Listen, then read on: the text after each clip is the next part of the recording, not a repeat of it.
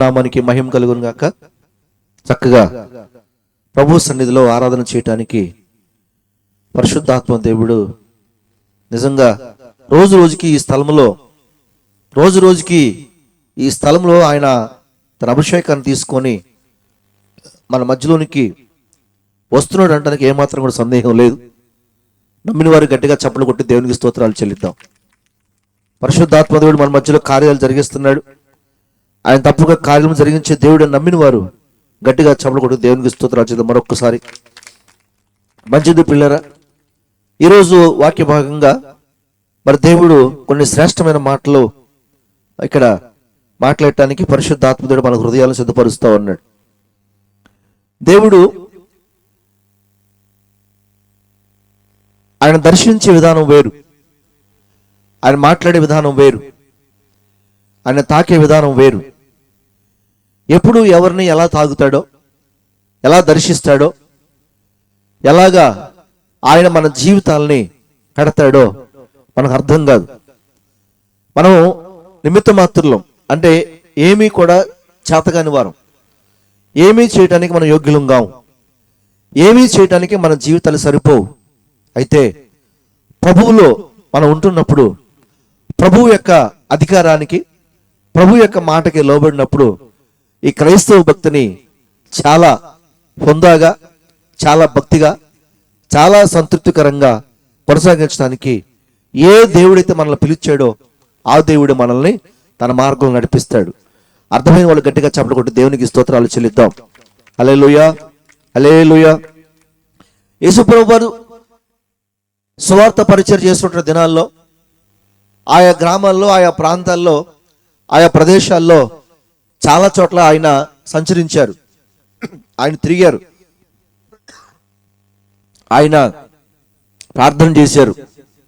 ఆయన వస్తూ ఉంటే మరి ప్రజలు, రోగులు, అనేకులు యేసు ప్రభువును చూడటానికి ఆయన నేరబడితే చాలు, ఆయన మాట్లాడితే చాలు, ఆయన వస్త్రపు అంగీ ముట్టుకుంటే చాలు మాకు స్వస్థతలు కలుగుతాయని నమ్మి ఆయన వెంట నడిచిన వాళ్ళు, పరిగెత్తిన వారు, మనల్ని పిలిస్తే బాగుండు, మన ఏరియాకి, మన ప్రాంతానికి వస్తే బాగుండు అనేటువంటి ప్రేరేపమైనటువంటి భక్తులు, విశ్వాసులు ఆ రోజుల్లో చాలా మంది ఆయన వెంబడించినట్టుగా పిల్లరా దేవుని యొక్క సన్నిధిలో మనం చూస్తూ ఉంటాం. దేవుని నామానికి మహిమ కలుగును. హల్లెలూయా. ఆయన చాలాసార్లు చాలా బోధలు చేశారు, చాలాసార్లు చాలా హెచ్చరికలు చేశారు, చాలాసార్లు చాలా ఉపమానాలు చెప్పారు. ఉపమానాలు చెప్పిన తర్వాత ఆయన ఫైనల్గా ఒక మాట చెబుతా ఉన్నాడు. ఏంటంటే, అయ్యా మీరు ఏది పెడితే అది చేయటం కాదు, నేను చెప్పినట్టుగా ఎవరైతే నడుచుకుంటారో, నేను చెప్పినట్టుగా ఎవరైతే చేస్తారో వాళ్ళు ధన్యులు, వారు శ్రేష్ఠులు అని కొన్ని ఉపమానాలు చెప్పడం జరిగింది. పిల్లరా, ఆ మాటల గురించి ఈరోజు ధ్యానించుకునే ప్రయత్నం చేద్దాం. దేవునికి స్తోత్రం కలుగును గాక. లూకాసు వార్త 6వ అధ్యాయం 46వ వచనంలో ఈ మాట రాయబడుతుంది. లూకాసు వార్త 6వ అధ్యాయం 46వ వచనం చూసినట్లయితే ఈ మాటలు కనపడతా ఉంటాయి. ఏంటి ఆ మాటలు అంటే, నేను చెప్పు మాటల ప్రకారము మీరు చేయక ప్రభువా ప్రభువా నన్ను పిలుచుట ఎందుకు? నా ఎదుకు వచ్చి నా మాటలు విని వాడి చొప్పున చేయి ప్రతివాడును ఎవరిని పోలియుండునో మీకు తెలియజేతును. స్తోత్రం కలుగును. హల్లెలూయా, హల్లెలూయా. చెప్పండి గట్టిగా హల్లెలూయా.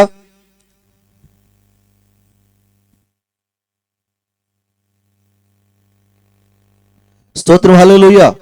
ఏమండి, నేను చెప్పు మాటల ప్రకారము మీరు చేయక ప్రభువా ప్రభువా నన్ను పిలుచుట ఎందుకు అనేటువంటి మాట ఆయనే స్వయంగా ప్రజలతో మాట్లాడుతూ ఉన్నాడు, విశ్వాసులతో మాట్లాడుతున్నాడు.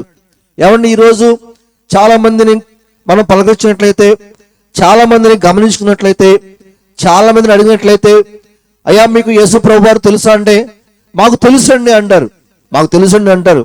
ఇంకొక మాట అడగకముందే వాళ్ళు చెప్పే సమాధానం ఏంటి తెలుసా? చెప్పగలరా మీరు ఎవరన్నా? మీకు యేసు ప్రభు తెలుసా అంటే తెలుసు అని అంటారు. మనం అడిగింది ఒక మాటే, కానీ వాళ్ళు ఇంకో మాట కూడా సమాధానం చెప్తారు. అదేంటి చెప్పు? మేము ఇంకా మేము చెప్పను చెప్పు.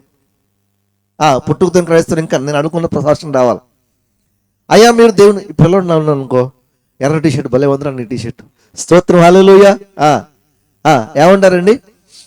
దేవుడిని నమ్ముకున్నారు మీరు అని అంటే, మేము దేవుడిని నమ్ముకున్నాం, మేము బాప్తీసం కూడా, హల్లెలూయా హల్లెలూయా చెప్పాలి గట్టి హల్లెలూయా, మేము దేవుడిని నమ్ముకున్నాం, బాప్తీసం కూడా తీసుకున్నాం అనేటువంటి మాటలు వినిపిస్తూ ఉంటాయి. నేను చెబుతున్నాను పిల్లరా, ఈరోజు చాలా మంది జీవితాలు, చాలా మంది బ్రతుకులు, చాలా మంది మరి వారి భక్తి ఎలా ఉంటుందంటే గుడ్డిగా నడుస్తూ ఉంది. చాలా గుడ్డిగా భక్తి చేస్తూ ఉన్నారు, చాలా గుడ్డిగా బ్రతుకుతూ ఉన్నారు, చాలా గుడ్డిగా జీవిస్తూ ఉన్నారు. నిజంగా బాప్తీసం ఎందుకు తీసుకుంటారో తెలియని ప్రజలు చాలా మంది ఉన్నారు. స్తోత్రం కలుగును గాక. బాప్తీసం ఎందుకు తీసుకోవాలో, ఎందుకు తీసుకున్నావో తెలియని పరిస్థితుల్లో ఈరోజు చాలా మంది ఈ లోకంలో బ్రతుకుతూ ఉన్నారు. స్తోత్రం కలుగును గాక. ఎందుకు? 4 రోజులు బానేవ్వండి, రేపొద్దున సిలువ యాత్ర మొదలు పెడతారు. రేపొద్దున ఏమండి సిలువ యాత్ర మొదలుపెట్టి ఇక దీక్షలు చేసి తెల్ల చొక్కాలు వేసుకొని భూఖండాలు ముఖం మెడ చుట్టూ చుట్టుకొని ఇక యాత్రలు చేస్తారండి. ఆ రోజు యేసుప్రభు మోసే సిలువ కంటే ఈ రోజు వీళ్ళు మోసే సిలువ గొప్పగా ఉంటుందండి. అంతగా ప్రయత్నం చేస్తాడు. స్తోత్రం హల్లెలూయా. కానీ యేసుప్రభు వారు ఎప్పుడు త్యాగాలు చేయమని చెప్పలేదు, దీక్షలు చేయమని చెప్పలేదు, సిలువలు మోయమని చెప్పలేదు. ఆయన చెప్పింది ఏంటంటే, నేను చెప్పినట్టు చేయండి. హల్లెలూయా. ఏమన్నాడండి? నేను చెప్పినట్లుగా చేయండి, నా మాటల ప్రకారం చేయండి అని చెప్పాడు. ఆ మాటలు ఎక్కడ ఉన్నాయండి? పరిశుద్ధ గ్రంథం అనే బైబిల్లో ఉన్నాయి. ఈరోజు ఇంకా 4 రోజులు పోతుంటే అసలు విజయవాడలో రోడ్లు తట్టుకోలేం, గుణదల్లో రోడ్లు తట్టుకోలేం, నందిగామలో రోడ్లు తట్టుకోలేం. వీళ్ళు వాళ్ళు లేకుండా అసలు దేవుణ్ణి ఎరగని హైందవ సహోదరుల కంటే గొప్పగా చేస్తారండి ఈ సిలువ యాత్రలో. దేవునికి మహిమ కలుగును గాక. హల్లెలూయా. చాలా మంది అడుగుతూ ఉన్నారు, అయ్యగారు ఏంటి ఉపవాస దినాలు, శ్రమల దినాలు కదా, శ్రమల దినాలు మీరు చేయట్లేదా అని అడుగుతూ ఉన్నారు. నేను అడుగుతా ఉన్నా, ఎవరికి శ్రమ, ఎందుకు శ్రమ చెప్పాలి. నేర్చుకోవాలి, భక్తి నేర్చుకోవాలి మనం. ఏమండి రోజులు గడిచిపోతూ ఉన్నాయి, జీవితాలు మారిపోతూ ఉన్నాయి. ఎంతో మంది దేవుడిని అంగీకరిస్తూ ఉన్నారు, దేవుడిని తెలుసుకుంటూ ఉన్నారు. ఇంకా నీ జీవితంలో శ్రమ ఏంటి, ఇంకా శ్రమల దినాలు ఏంటి అని, నీ జీవితంలో శ్రమల 40 రోజులైనా ఇంకా వేరే రోజులు లేవా అంటే, ఈ 40 దినాలు నీకు ఏ రకంగా శ్రమ వచ్చింది నాకు అర్థం కావట్లా. ఏ రకంగా ఈ 40 రోజులు శ్రమ వచ్చింది అంటే, సంవత్సరంలో క్రైస్తవుడికి 40 రోజులు శ్రమలు వస్తాయా? హల్లెలూయా హల్లెలూయా. దీనికి ఒక స్టోరీ ఉందండి. ఏంటనంటే, యేసు ప్రభు వారు సిలువ మరణానికి అప్పగించక ముందు 40 రోజులు ఆయన ఇబ్బంది పడ్డాడు, బాధపడ్డాడు యెరూషలేము వీధుల్లో అని చెప్పేసి అని చరిత్రకారులు చెబుతూ ఉంటారు. స్తోత్రం కలుగాక. అది కూడా బైబిల్లో ఎక్కడ స్పష్టంగా రాయబడలేదండి. అది కూడా బైబిల్లో సూటిగా ఎక్కడ రాయబడలేదు.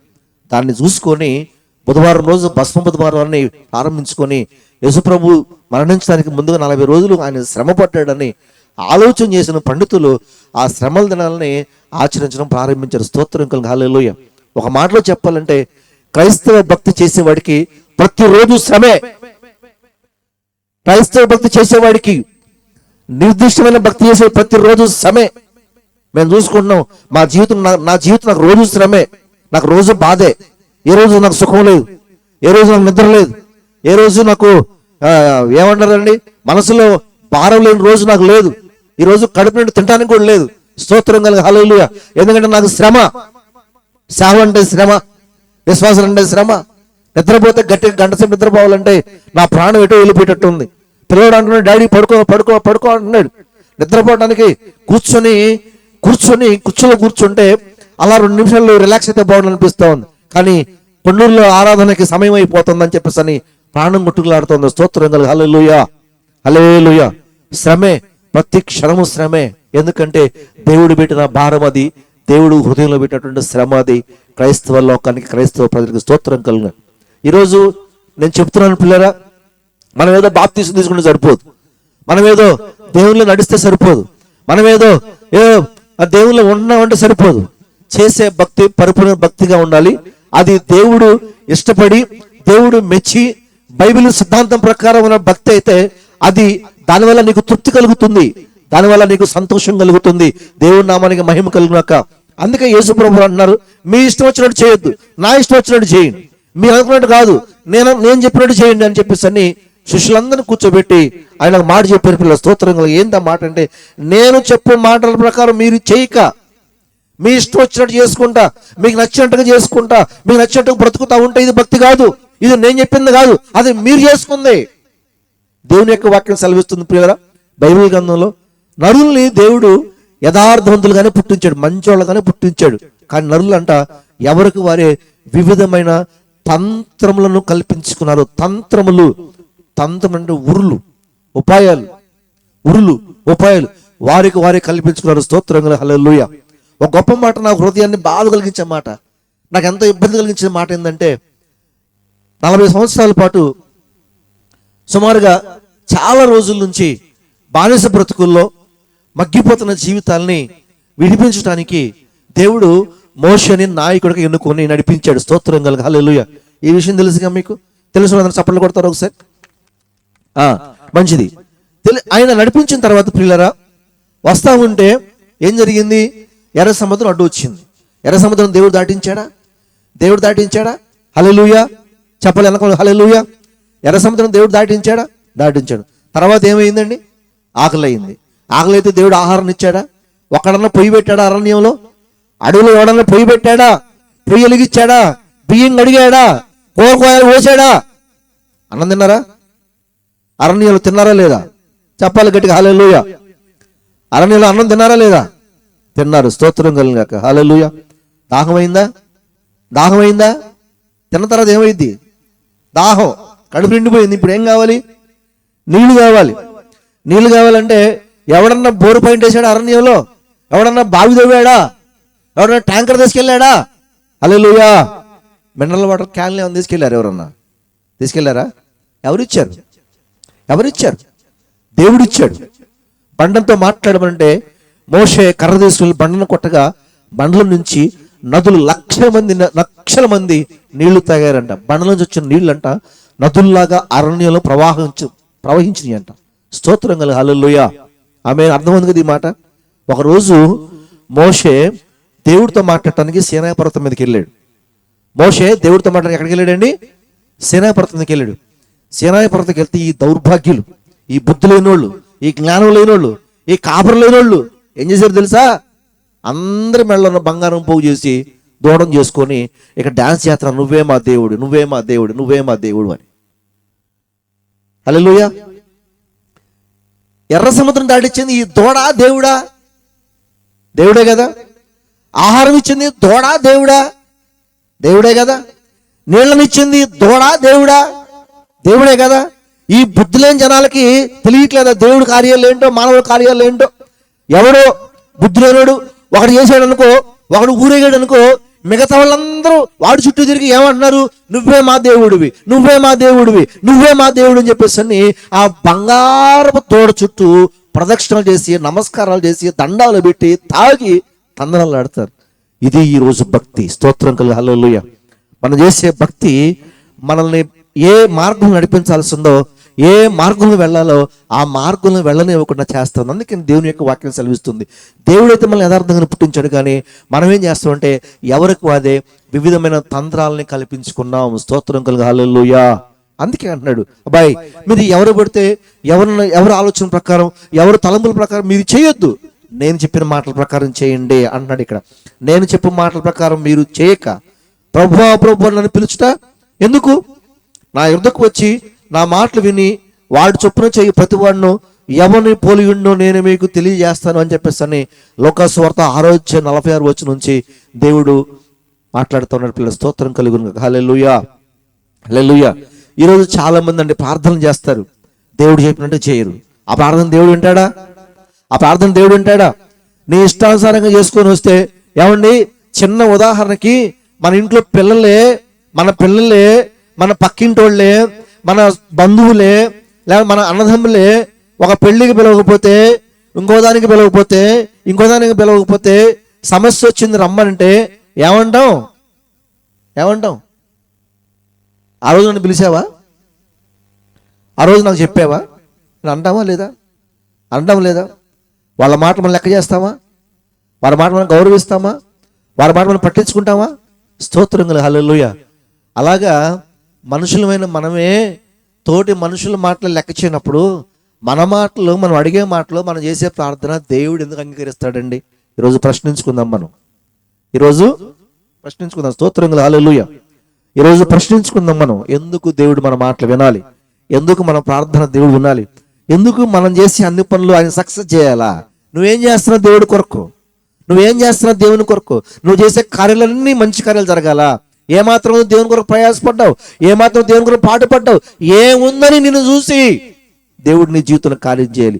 ఏ మాట విన్నావని ఆయన నీ జీవితంలో కార్యం చేయాలి. స్తోత్రం హల్లెలూయా అంటా ఉన్నాడు ఇక్కడ. ఏమనండి, నేను చెప్పు మాటల ప్రకారం మీరు చేయక ప్రభువా ప్రభువా నన్ను పిలుచుట ఎందుకు అని చెప్పి అంటున్నాడు. చాలా మంది ఈరోజు చేసే పని ఇదే. ఆయన చెప్పిన మాటలు మనం వినం, ఆయన వాక్యాన్ని మనం ఫాలో కాము, ఆయన వాక్యం ప్రకారం నడుచుకోము. కానీ మనం ఏమంటామంటే ప్రతిదానికి ఎవరు ఏందయ్యా అని అంటే అంతా దేవుడి చిత్తమే, ఆ దేవుడే చేసాడు. దేవునికి స్తోత్రం కలుగాక. జరిగేది నీ చిత్తం, చేసేది నీ చిత్తం, చెప్పేదే దేవుడి చిత్తం. ఇలా ప్రజలు ప్రపంచంలో భక్తిని కొనసాగిస్తూ దేవునికి దూరం అయిపోయి ప్రియులారా అస్తవ్యవస్థమైన స్థితిలో ఈరోజు క్రైస్తవ జీవితాలు మగ్గిపోతా ఉన్నాయి. నేను చెప్తా ఉన్నాను, 15 సంవత్సరాల పైన బాప్తిస్మం తీసుకుని యవ్వన కాలంలో దేవుడు అంటే ఎరగకుండా సాదాసీదా ఉదారమైన భక్తి, ఉడతా భక్తి చేసినటువంటి వ్యక్తిని నేను. ఒకరోజు దేవుని వాక్యం తెలుసుకున్న తర్వాత నాకు అనిపించింది, ఇన్ని రోజులు ఎంత భ్రమలో ఉన్నానో అని చెప్పేసి అని నాకు బాధ కలిగింది, దుఃఖం కలిగింది ప్రియులారా. స్తోత్రం కలిగిన ఈరోజు క్రైస్తవ ప్రపంచం చాలా ప్రమాదంలో ఉంది. క్రైస్తవ ప్రపంచం చాలా ఇబ్బందికరమైన పరిస్థితుల్లో ఉంది. క్రైస్తవ ప్రపంచం చాలా నష్టం, అపాయాల్లో చిక్కుకుపోయింది పిల్లలు. స్తోత్రం కలిగిన ఒక వేటగాడంట పక్షులను పట్టుకోవడానికి వల విసిరేసాడంట. వల విసిరేస్తే చాలా పక్షులు దానిలో చిక్కుకుపోయినాయి అంట. స్తోత్రం కలిగిన హల్లెలూయా. చాలా పక్షులు దానిలో చిక్కుకుపోయినాయి అంట. చిక్కుకుపోయిన పక్షుల్లో దగ్గరికి వెళ్ళి పట్టుకుందాం చూస్తే కొన్ని పక్షులు వలలో పడ్డట్టుగా పడి దొరకకుండా ఎగిరిపోయినాయంట. కొన్ని పక్షులు లోపలే ఉన్నాయంట. వాటికి తప్పించుకునే అవకాశం, తప్పించుకునే మార్గం లేదంట. స్తోత్రం కలిగిన హల్లెలూయా హల్లెలూయా. కొన్ని పక్షులంట మధ్యలో ఇరుక్కుపోయి అటు బయటికి కాకుండా లోపలికి కాకుండా బయటికి సగం లోపలికి సగం ఇరుక్కుపోయి ఉన్నాయంట. స్తోత్రం కలిగినాక ఇప్పుడు ఆ వేటగాడంట ఆ వలేసుడు అంటే వెళ్ళి కరెక్ట్గా దేన్ని పట్టుకున్నాడు, ఏ పక్షులను పట్టుకున్నాడు అంటే బయటికి వెళ్ళడానికి ప్రయత్నం చేస్తాను, అటు ఇటు కాకుండా ఉన్నది చూడండి, అటు ఇటు కాకుండా ఉన్నటువంటి వాటిని పట్టుకున్నాడు అంట. స్తోత్రం కలిగినాక. ఎందుకంటే వెళ్ళిపోయిన పక్షులు ఎలాగూ దొరకవు, లోపల ఉన్న పక్షులు ఎక్కడికి పోవు. ఇక ఇది కానీ బయటికి పోతే దీన్ని పట్టుకోలేవు అని చెప్పేసి అని ఆ వేటగాడంట వెళ్ళి పిల్లరా ఆ పక్షులను పట్టుకోవడానికి ప్రయత్నం చేశారంట. ఈరోజు చాలా మంది క్రైస్తవులు అటు ఇటు కాకుండా ఇరుక్కుపోయిన క్రైస్తవులాగా ఉంటున్నారు. ఇరుక్కుపోయిన క్రైస్తవులు వాళ్ళు లోకంలో ఉన్నోళ్ళు కాదు, దేవుల్లో ఉన్నోళ్ళు కాదు. హల్లెలూయా. అటువంటి వాడిపైనే సాతాను తన ప్రతాపాన్ని చూపిస్తూ ఉంటాడు. సాతాను గడు తన కార్యాలు జరిగిస్తూ ఉంటాడు. స్తోత్రం కలుగుగా అంటా ఉన్నాడు దేవుడు ఇక్కడ. నేను చెప్పు మాటల ప్రకారం మీరు చేయక ప్రభువా ప్రభు నన్ను పిలుచుట ఎందుకు?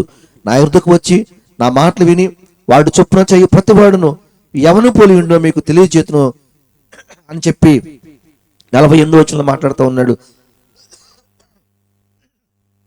వాడు ఇల్లు కట్టవలనని ఉండి లోతుగా తవ్వి బండ మీద పునాది వేసిన వారిని పోలి ఉండును. వరద వచ్చి ప్రవాహం ఆ ఇంటి మీద వడిగా కొట్టినను అది బాగుగా కట్టబడినందున దాన్ని కదిలింపలేకపోయిన. స్తోత్రం కలిగినాక దేవుని మాట చొప్పున విని దేవుని మాట చొప్పున నడుచుకున్నాడు యొక్క జీవితం ఎలా ఉంటుందని చెప్పి రాయబడిందంటే ఇక్కడ ఇల్లు కట్టాలని లోతుగా తవ్వి బండ మీద పునాది వేసిన వాళ్ళని పోలి ఉందని చెప్పేసి అని ఒక ఇంటితో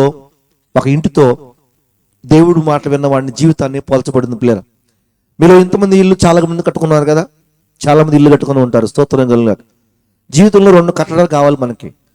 భౌతికంగా ఉండటానికి మంచి గృహాలు కావాలి.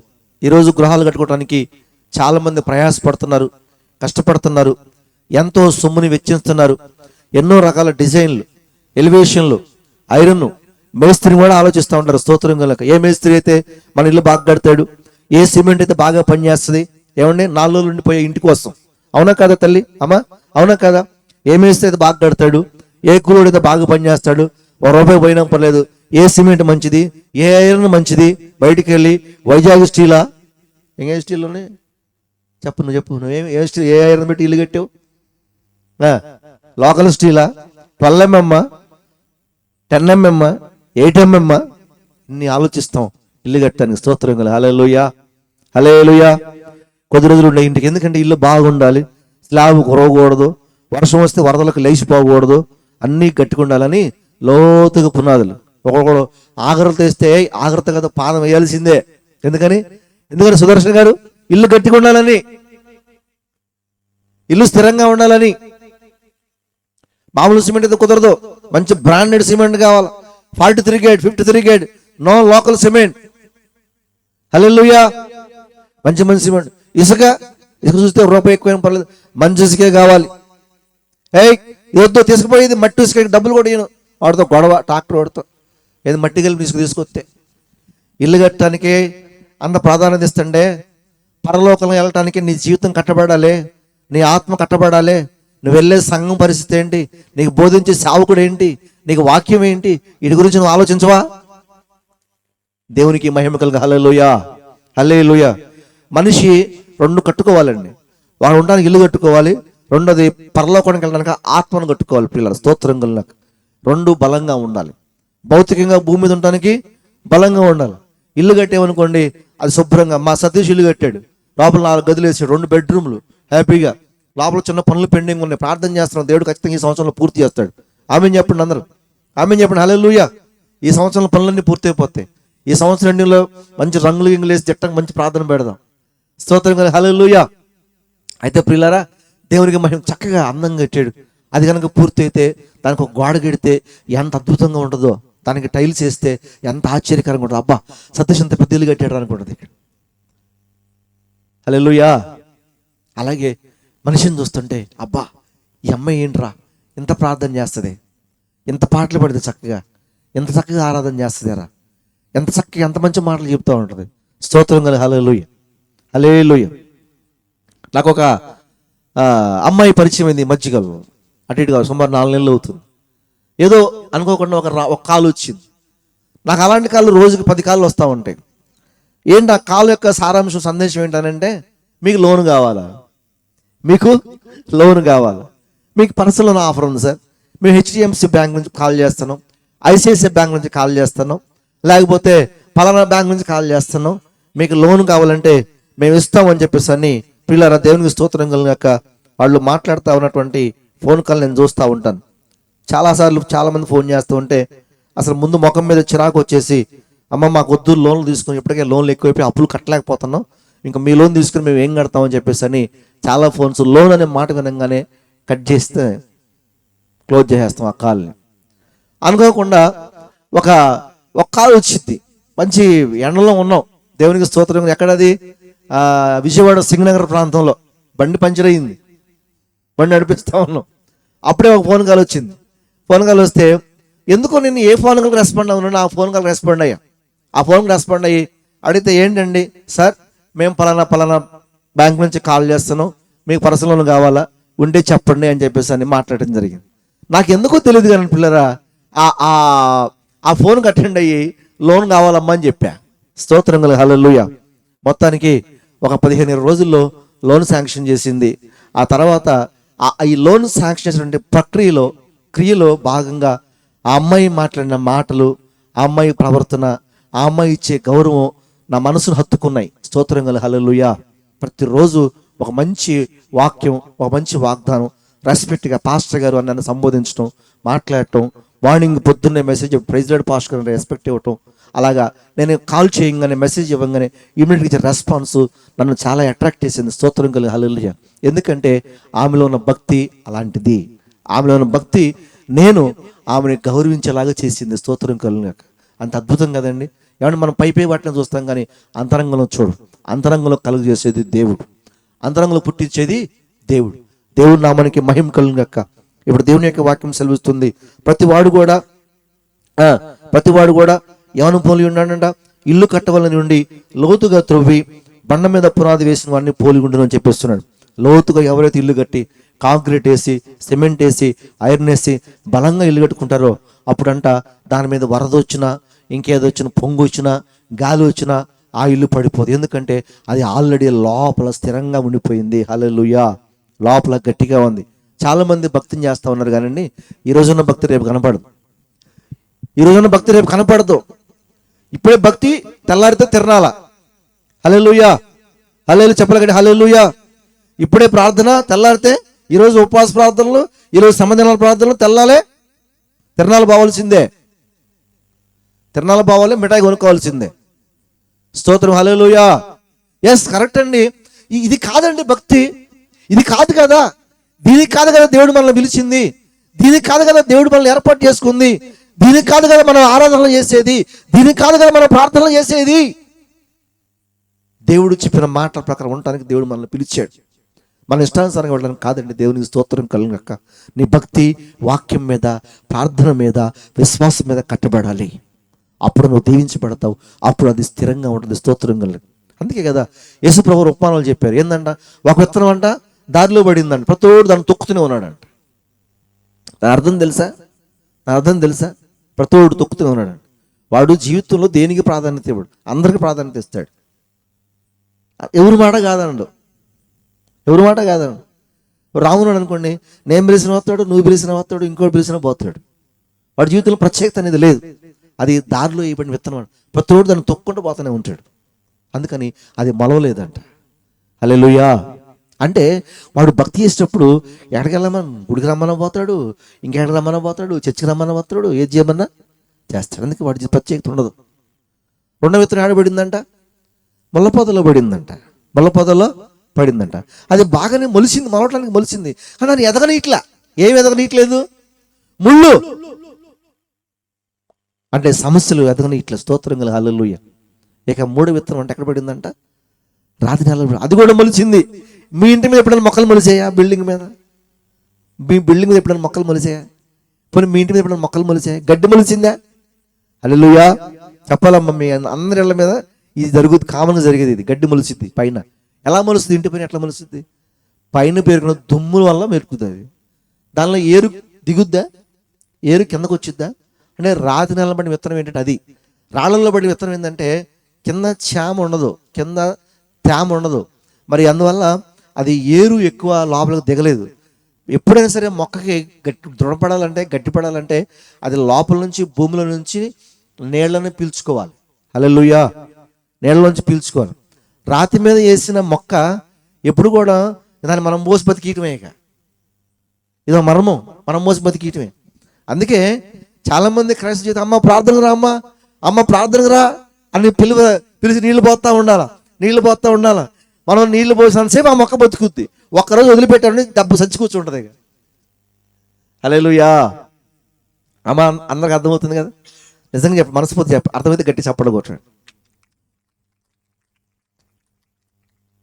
మనం ఎదుటివారిని పిలిపించి నడిపించే భక్తి నీళ్లు పోయటం లాంటిది. ఒకసారి నిజంగా మనం దేవుళ్ళు స్థిరపడితే మనకి ఎవడో నీళ్లు పోయాల్సిన అవసరంలా. దేవుడి దగ్గర నుంచి బలం పొందుకుంటాం. దేవుడి దగ్గర నుంచే బలం పొందుకుంటాం.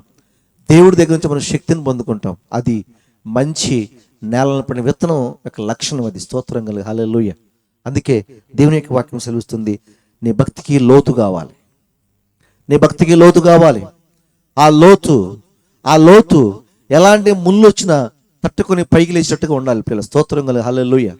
ఆ లోతు కింద ఎంత, పైన ఎంత ఎండగొట్టినా, కింద ఎంత గట్టిదనం వచ్చినా తన్నుకొని లోపలికి పోయే అంత లోతు నీకు కావాలి. అప్పుడు నీ జీవితం కట్టబడుతుంది పిల్లలు. స్తోత్రం కలుగు.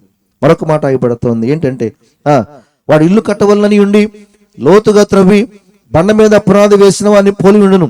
వరద వచ్చి ప్రవాహం ఆ ఇంటి మీద ఒడిగా కొట్టినను అది బాగుగా కట్టబడినందున దాన్ని కదిలింపలేకపోయాను.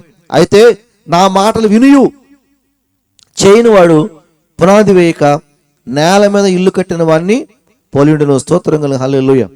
నా మాటలు విని కూడా వాడి ప్రకారం చేయని వాడు ఎలా ఉంటాడంట, పునాది వేయక నేల మీద ఇల్లు కట్టిన వాడిని పోలియుండు. ప్రవాహం దాని మీద ఒడిగా కొట్టగానే అది కూలి పడిను, ఆ ఇంటి పాటు గొప్పదని చెప్పిన. స్తోత్రంగా. చాలా మంది ఇల్లు చూస్తాం, ఇల్లు రేకులు షెడ్లు లేచిపోతాయి, రేకులు గృహాలు లేచిపోతా ఉంటాయి. ఏంద్రానంటే వరద వచ్చింది, పెద్ద పెద్ద చెట్లు పడిపోయినాయి. కారణం ఏంటంటే దానిలో ఏం లేదండి, గట్టితనం లేదు, దానికి పునాది లేదు. ఒక శ్రమ రానివ్వండి, ఒక రోగం రానివ్వండి, పిల్లరా మన భక్తి దెబ్బకి ఎగిరిపోతుంది. అప్పుడు దాకా హల్లెలూయా స్తుతి మహిమ అన్నాడు, దేవా నీకు స్తోత్రం అన్నాడు, దెబ్బకి మారిపోతాడు. చర్చలేదు ఏం లేదు. ఈ మధ్య ఒక ఒక ఒక మాట విన్నాను నేను, ఒక సహోదరి గురించి. ఒక పాస్టర్ గారి కోడలు, పాస్టర్ గారి అబ్బాయి చనిపోయాడు. చనిపోయిన తర్వాత ఆ అమ్మాయి అంట, ఇంకా నా దేవుడు నా భర్తను బతికించలేదని ఆమంట ఇక బొట్లు పెట్టుకోవటం, పూజలు చేయటం, దేవుడు లేడని స్టేటస్లు పెట్టడం చేయడం ప్రారంభించిందంట. స్తోత్రం కలుగు హల్లెలూయా. ఇలాంటి విచిత్రమైన సంఘటనలు చాలా అరుదుగా జరుగుతూ ఉంటాయి పిల్ల, చాలా తక్కువగా జరుగుతూ ఉంటాయి. ఇలాంటి వాటిని మనం చూస్తూ ఉంటాం. దేవునికి స్తోత్రంగా. ఏదో ఎవరి కోసం, భర్త కోసం పుట్టడం భర్తతో నువ్వు పుట్ల, భార్యతో నువ్వు పుట్ల, అమ్మతో పుట్ల, నాన్నతో పుట్ల. ఒకటిగానే పుట్టావు, ఒకటిగానే పోతావు. హల్లెలూయా, హల్లెలూయా చెప్పగలి హల్లెలూయా. ఒకటిగానే పుట్టావు, ఒకటిగానే పోతావు. కాబట్టి నీ జీవితంలో పిల్లరా, నీవు ఉండి పోయే లోపు నువ్వు చేసే భక్తి నీకు ప్రాముఖ్యమైంది. నీతో పాటు ఉన్న మనుషులు కాదు, నీతో పాటు ఉన్న బంధాలు కాదు, నీతో ఉన్న దైవ సంబంధం నీకు ముఖ్యమైంది. దాన్ని నేను గట్టిగా పట్టుకుంటే ఖచ్చితంగా నువ్వు పరలోకానికి చేరతావు. స్తోత్రం కలుగు హల్లెలూయా. చాలా మాటలు చెప్పాల్సింది కానీ పిల్లరా, నేను కొద్ది నా మాటలు ముగించడానికి ప్రయత్నం చేస్తా. స్తోత్రం కలుగు. మత్తయి సువార్త 25వ అధ్యాయం 11వ వచనం ఈ మాటలు రాయబడుతున్నాయి. మత్తయి సువార్త 25వ అధ్యాయం 11వ వచనం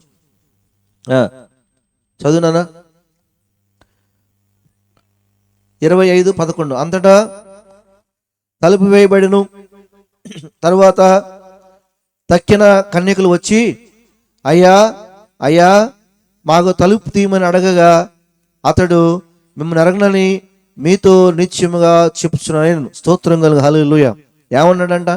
ఒక పెళ్లికి 10 మంది కన్యకలు పిలిచారంట. వాళ్ళ పని ఏందయ్యా అంటే, వాళ్ళ పని ఏంటంటే పెళ్లి కుమారుడు వస్తా ఉన్నప్పుడు దివిటీలు పట్టుకొని వెళ్ళి పెళ్లి కుమారుని తీసుకొని రావాలి, ఇంట్లోనికి తీసుకురావాలి. ఇది వారి పని, ఇది వారి యొక్క పని. ఏం చేశారు? పెళ్లి కుమారుడు రావడం ఆలస్యమైంది. శుభ్రంగా నిద్రపోయారు. ఎంతమంది? 5 నిద్రపోయారు. 5 మాత్రం మెలుగుతూ ఉన్నారు. నేను నిద్రపోయి మెలుగు వచ్చిన తర్వాత వీళ్ళకి డౌట్ వచ్చింది, అరే పెళ్లి కుమారుడు వచ్చే టైం అయిపోయింది, ఇంకా రాలేదు, మనమేమో ఆయన తొందరగా వస్తారు కదా అని నూనె తెచ్చిపెట్టుకున్నాం, ఈ దీపాలు ఖాళీ నూనె అయిపోతుంది, కాబట్టి నూనె తెచ్చుకోవడానికి పోతే మళ్ళీ ఈరోజు పెళ్లి కుమారుడు వస్తే ఎట్లాగని చెప్పేసి అని ఆ బుద్ధి లేని కన్యకలు 5 మంది, బుద్ధిగల 5 ఉన్నారు. వాళ్ళు చాలా జాగ్రత్తగా ఉన్నారు ముందు నుంచే. వాళ్ళని వెళ్ళి కొంచెం నూనె అమ్మని అడిగారు. మేము వేయము, మీకు నూనె ఇస్తే మాకు సరిపోదు అని అన్నారు. స్తోత్రం కలుగు హల్లెలూయా. బయటికి పోయారు నూనె తెచ్చుకుందామని. ఎక్కడికి పోయారు? బయటికి పోయారు. నూనె అప్పుడు దాకా పండుకున్నారు. ఇక బయటికి పోయారు నూనె తెచ్చుకుందామని. వచ్చేసరికి పెళ్లి కుమారు రాడందని వచ్చేసాడు. వచ్చిన తర్వాత అయ్యా అని తలుపు కొడుతుంటే ఆయన అన్నాడు, తలుపేసేసి మీరు ఎవరో మాకు తెలియదు పోండి అన్నాడు. స్తోత్రం కలుగు హల్లెలూయా. దేవుని మాటలు వినని ప్రతి ఒక్కరిని దేవుడు తోసేస్తాడు. ఈరోజు నీ ఇష్టం వచ్చినట్టు చేసుకోవచ్చేమో, ఒకరోజు దేవుడు నిన్ను వెలేస్తాడు, ఒకరోజు దేవుడు నిన్ను తోసేస్తాడు. ఆ స్థితి రాకముందే నువ్వు జాగ్రత్త పడాలని చెప్పేసి అని ప్రభు నామం పెట్ట మనవి చేస్తా ఉన్నాను. స్తోత్రం కలుగు. మత్తయి సువార్త 25వ అధ్యాయం 24 వచ్చిన చూడండి ఒకసారి. 25:24 త్వరగా. తర్వాత ఒక తలాంతు తీసుకునేవాడు వచ్చి, అయ్యా నీవు విత్తన చోటును కోయివాడు అని, చల్లని చోటును పంట కూర్చుకునేవాడు అని, వాడువైన కఠినుడని నేను ఎరుగుదును కనుక నేను భయపడి వెళ్ళి నీ తలాంతులు భూమిలో దాచిపెట్టి తిని, ఇదిగో నీది నువ్వు తీసుకోమని చెప్పిన. హల్లెలూయా. వాడికి 10 తలాంతులు ఇచ్చాడు, వాడికి 5 తలాంతులు ఇచ్చాడు, వాడికి 1 తలాంతే ఇచ్చాడు. ఏమండి? వాడికి 10 తలాంతులు, 5 తలాంతులా 10 తలాంతులా? వాడికి 5 తలాంతులు, వాడు 2 తలాంతులు, వాడు 1 తలాంతు. 5 ఇచ్చాడు, 10 చేశాడు, వ్యాపారం చేశాడు భయపడిపోయి. దేవుడు కాబట్టి దేవుడు చెప్పాడు కదా, యజమానుడు చెప్పాడు కదా అని 5 తలాంతులు ఇచ్చాడు. వ్యాపారం చేసి 5 తలాంతులని 10 తలాంతులు చేశాడు. 2 తలాంతులు ఇచ్చాడు, 2 తలాంతులు 4 తలాంతులు చేశాడు. 1 ఇచ్చాడు, ఏం చేశాడు? పోయి భూమిలో పాతి పెట్టాడు. అంటే వ్యర్థుడు. ఆ వ్యర్థుడికి ఏం చేసినా ఉపయోగం లేదు. హల్లెలూయా. ఆ వ్యర్థుడిని ఎంతలాగినా వాడు బాగుపడ్డావు. అదే వాక్యం చెప్పింది. ఆ వ్యర్థుడికి ఎంత మేలు చేసినా వాడికి అర్థం కాదు. హల్లెలూయా, హల్లెలూయా. అలాంటి వ్యర్థుడు యజమానుడు వచ్చే సమయానికి పిలిపించాడు. ఎరా అబ్బాయి మీరు అందరు రండి అన్నాడు. అందరూ వస్తే 5 తెచ్చుకున్నాడు. అయ్యా ఇదిగో 5కి 5 తీసే 10 తీసుకోవాలని ఇచ్చాడు. స్తోత్రం కలుగు హల్లెలూయా. ఆ యజమానుడు అన్నాడు, మరి నమ్మకమైన దాసుడా, ఈ నా దగ్గర కదరా, నీ దగ్గర ఉంటేనే మంచిది, నువ్వే తీసుకొని పో అన్నాడు. నువ్వే తీసుకొని పో, ఇంకా వ్యాపారం చేసుకున్నాడు. 2 వచ్చాడు. అయ్యా ఇదిగో 2కు 4 తీసాను. అబ్బాబ్బాబ్బా ఏమి నమ్మకస్తుడు నువ్వు నువ్వు చిన్నోడివి, నువ్వు చేస్తావో చేయవో అని చెప్పేసి అని నాకు డౌట్ వచ్చింది నీ మీద. అయినా సరే నీ తలాంతులను పరీక్షిద్దామని చెప్పేసి అని నీ సామర్థ్యాన్ని పరీక్షిద్దామని నీకు నేను ఇచ్చాను. ఆయన నువ్వు గొప్పవాడి 2-4 చేసావు, ఇంకా అభివృద్ధి చెందిపో అన్నాడంట. స్తోత్రం కలుగు. హల్లెలూయా. ఒకటి వచ్చి అన్నాడంట, అయ్యా నువ్వు మామూలుడు కాదు, నువ్వు సామాన్యుడు కాదు, నాకు భయం వేసి నేను దాచిపెట్టాను. ఒరి దుర్మార్గుడా, నేను మామూలుని కదా, నేను సామాన్యుని కదా, అందుకని నేను ఇచ్చిన దాన్ని నువ్వు దాచిపెడతావా? తీసుకెళ్ళి నీ చీకటి కుట్లో పడేయండి అన్నాడంట. నా సామాన్ ఇప్పుడు దాకా నువ్వు నా తలాంతిని, నేను ఇచ్చిన సొమ్ముని కనీసం వడ్డీకి ఇచ్చినా సరే అది ఏమయ్యేది? అభివృద్ధి చెందేది, డబుల్ అయ్యేది. నువ్వేం చేసావు? దాచిపెట్టి మట్టిలో పెట్టావు. స్తోత్రం కలుగు. కాబట్టి నేను తీసుకెళ్ళినాను. హల్లెలూయా, హల్లెలూయా. దేవుడిచ్చిన తలాంతుల్ని, దేవుడిచ్చిన వరాలని, దేవుడిచ్చిన అభిషేకాన్ని వాడుకుంటే నువ్వు గొప్పవాడు అవుతావు, ప్రయోజకుడు అవుతావు. దాచిపెడితే పనికి రాకుండా చీకటి గదిలో కొట్టివేయబడతావు. దేవుని నామానికి మహిమ కలుగును గాక. ఆ తర్వాత మరొక మాట రాయబడుతుంది, మత్తయి సువార్త 25వ అధ్యాయం 44వ వచనం చూడండి ఒకసారి. అందుకు వారు, ప్రభువా మేమెప్పుడు నీవు ఆకలి కొని ఇంటుటైనను, దప్పి కొని ఇంటుటైనను, పరదేశుంటైనను, దిగంబరు ఉంటైనను, రోగి ఉంటైనను, చెరసాలు ఉంటైనను చూచి నీవు ఉపచారం చేయకపోతే ఆయన అడిగాను. అందుకైన మిక్కిలి అల్పుడైన వీరిలో ఒకనికైనా మీరు ఎలాగూ చేయలేదు గనుక నాకు చేయలేదని మీతో నిత్యముగా చెప్పుచున్నానని వారితో అనును. స్తోత్రం కలుగు. అంటున్నాడంట, వై ప్రభుత్వం నన్ను పిలవటం ఎందుకు? నేను దాహంతో ఉన్నప్పుడు నాకు నీళ్ళు ఇచ్చారా? నాకు ఆకలినప్పుడు నాకు అన్నం పెట్టారా? నేను రోగిగా నన్ను పలకరించాడా? నేను ఒంటరిగా ఉన్నప్పుడు నన్ను చేర్చుకున్నారా అని అడుగుతుంటే వాళ్ళు అంటున్నారంట, నువ్వు ఎప్పుడు వచ్చావు? నీకెప్పుడు ఆకలి, నీకెప్పుడు దాహం అయింది, నీకెప్పుడు బట్టలు లేవు అని అంటున్నారంట. అప్పుడు చెప్తున్నాడు, నీ పొరుగువాడు ఆకలితో ఉంటే నేను ఆకలితో ఉన్నట్లే. స్తోత్రం కలుగు. హల్లెలూయా. చూడండి, అందుకు వారు, ప్రభువా మేము ఎప్పుడు నీవు ఆకలిగా ఉండుటైనను, దప్పికొని ఉండుటైనను, పరదేశుంటైనను, దిగంబరి ఉండుటైనను, రోగివై ఉండుటైనను, చెరసాలు ఉంటాయను చూచి నీకు ఉపచారం చేయకపోతున్నా ఆయన అడిగాను. అందుకు ఆయన, మిక్కిలి అల్పులైన వీరిలో ఒకనికైనను మీరు ఇలాగూ చేయలేదు కనుక నాకు చేయలేదని మీతో నిశ్చయముగా చెప్పుచున్నాను వారితో అనను.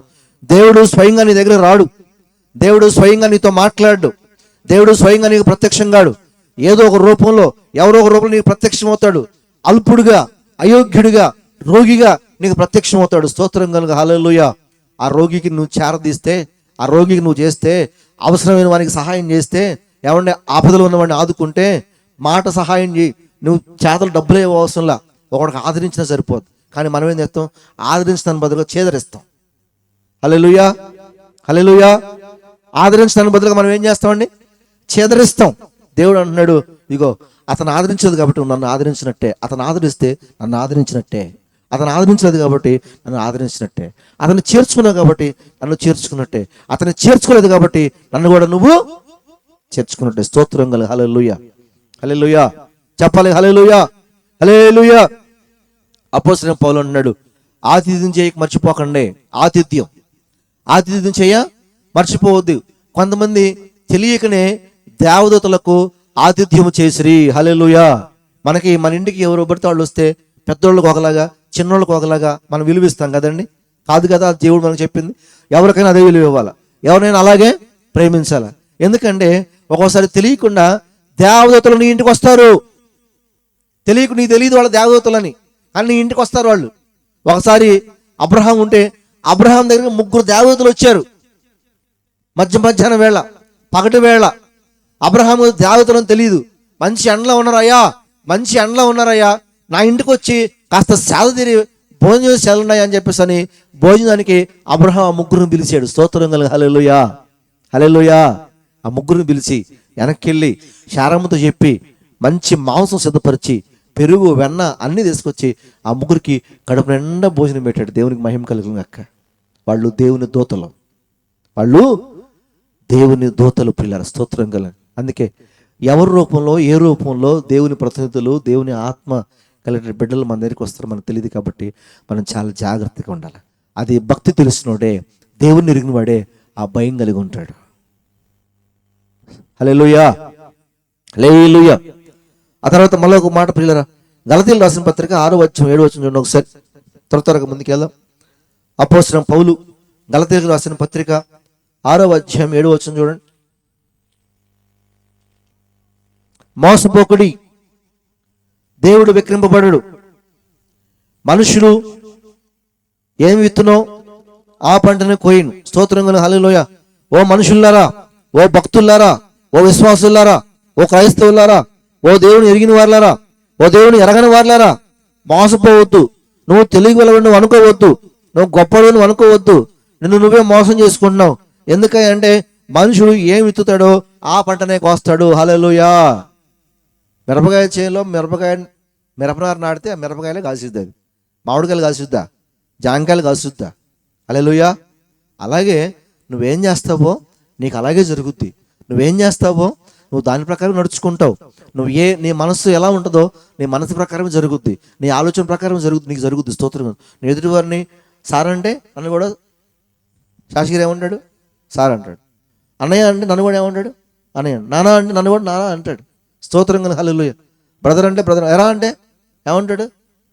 అంటాడు. ఎరా అంటాడు. స్తోత్రం కలుగును. హల్లెలూయా. హల్లెలూయా. కాబట్టి పిల్లరా, మనుషులారా, మోసపోవద్దు. నువ్వు చేసే భక్తి ఎలా ఉంది? దేవుని ఇష్ట ప్రకారం భక్తి చేస్తున్నావా, నీ సొంత భక్తి చేస్తున్నావు అనేది ఈరోజు నువ్వు ఎంతైనా ఆలోచించుకోవాల్సిన రోజు దగ్గర పడింది. ఈరోజు నీ భక్తిని ఆలోచించుకొని పునరాలోచన చేసుకొని నువ్వు చేసే భక్తి సూత్రాలు ఏంటి, నీ భక్తి దేని మీద కట్టబడింది, దానికి పునాది ఉందా, దానికి లోతు ఉందా అని ఆలోచన చేసి ఎంచుకోవాల్సిన పరిస్థితి వచ్చింది ఈరోజు. స్తోత్రం కలుగు. హల్లెలూయా. ఒకసారి దేవుడినితో మాట్లాడుతున్నాడు. నువ్వు వేసే పునాది ఎలా ఉంది, నీ భక్తి జీవితం ఎలాగ ఉంది, దాన్ని పరిశీలన చేసుకొని దేవుడు అడుగుతున్నాడు. పిల్ల లోకాసు వార్త 13వ అధ్యాయం 25 వచనం చూసుకుందాం ఒకసారి. లోకాసు వార్త 13వ అధ్యాయం 25 వచనం చూడండి పిల్లల. 25 వచనం నుంచి, ఇంటి యజమానులు లేచి తలుపు వేసి మీరు వెలుపల నిలిచి తలుపు తట్టి, అయ్యా మాకు తలుపు తీయడని చెప్పి ఆరంభించినప్పుడు ఆయన మీరు ఎక్కడి వారో మిమ్మల్ని ఎరుగునని ఉత్తరము మీతో చెప్పును. అందుకు మీరు నీ సముఖం మేము తిని త్రాగుచుంటమే, నీవు మా వీధుల్లో బోధించుతువే అని చెప్పసాగుదురు. అప్పుడైనా మీరెక్కడి వారో మిమ్మల్ని ఎరగనని మీతో చెప్పుచున్నాను. అక్రమం చేయి మీరందరూ నా ఎదురు నుండి తొలగిపోండి చెప్పును. స్తోత్రం కలుగు. హల్లెలూయా. అయ్యా ఇదిగో నువ్వు మా ఇంటికి వచ్చావుగా, మా ఇంటికి వచ్చి ప్రార్థన చేసావుగా, మా ఇంట్లో వాక్యం చెప్పావుగా, మా ఇంట్లో బాధ చేసావుగా అని అంటే కుదరదు అబ్బాయి అని చెప్పేసి అని దేవుడు చాలా స్ఫూర్తిగా స్పష్టంగా చెప్తా ఉన్నాడు. స్తోత్రం కలుగు. సమయం ఇవ్వబడుతుంది. ఆ సమయంలో నువ్వు సరి చేసుకోవాలి. లేకపోతే నిన్ను దేవుడు వెలేస్తాడు, నిన్ను దేవుడు తీసేస్తాడు.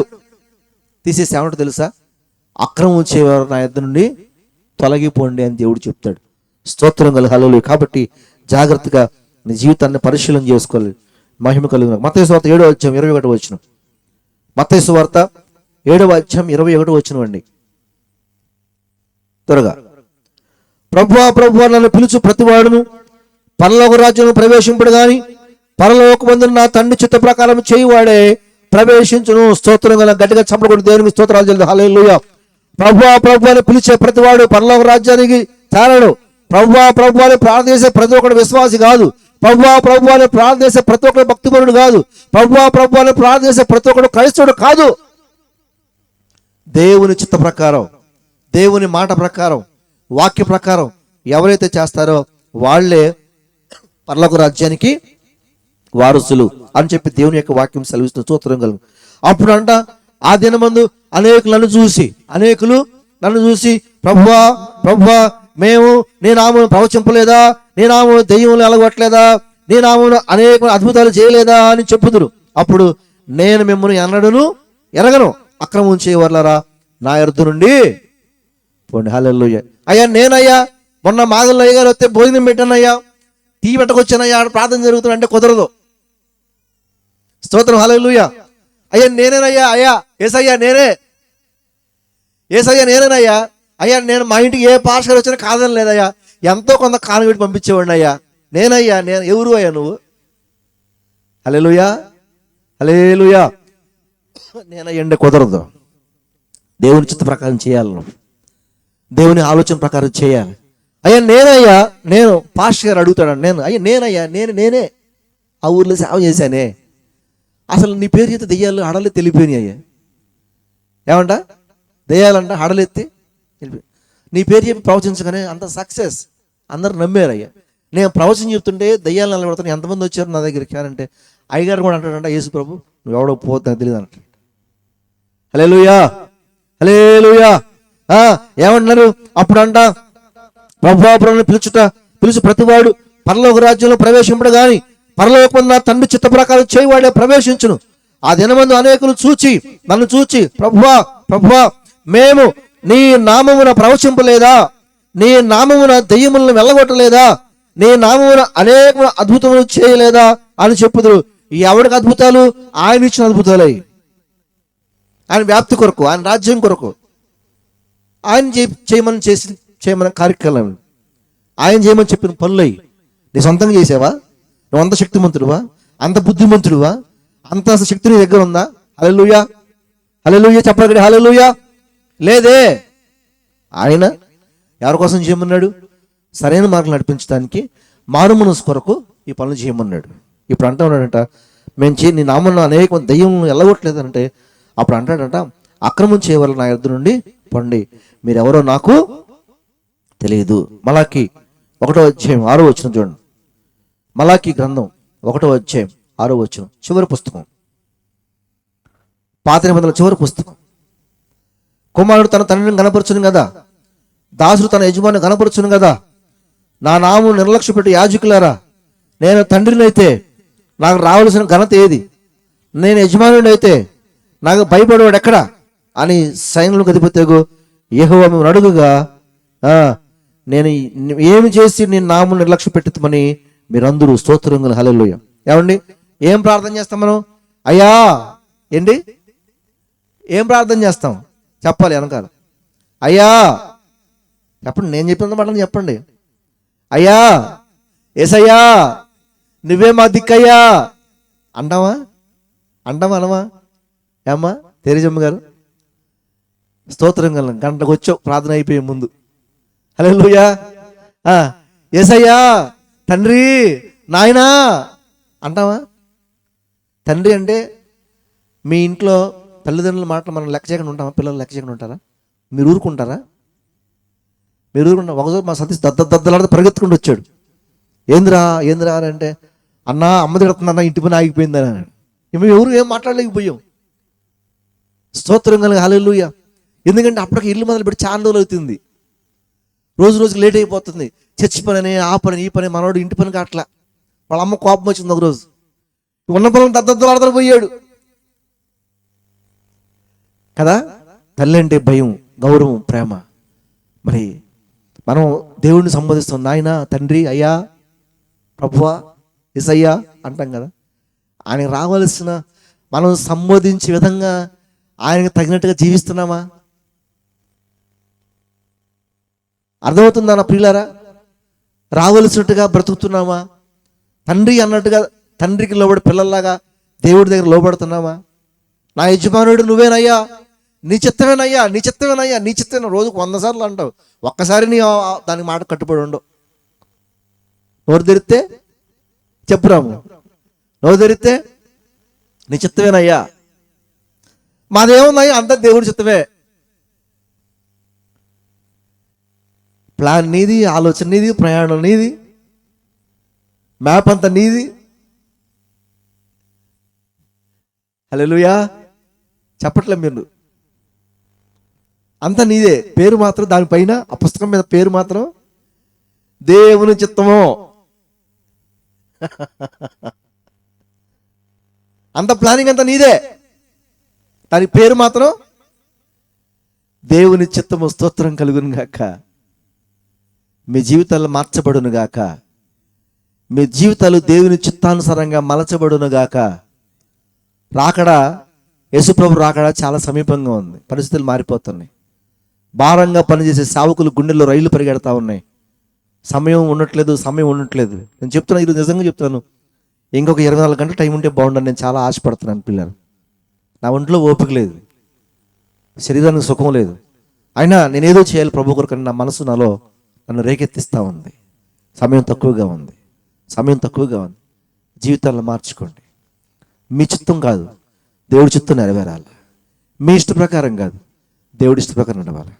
నేనేదో అరిసి గట్టిగా 4 మాటలు చెబితే నేను మీతో పొగిడించుకుందామనో, నేను మీతో పలానా అయ్య గారు వచ్చి బాగా చెప్పడం అనిపించుకోవడానికి నేను ఈ మాటలు చెప్పట్లా.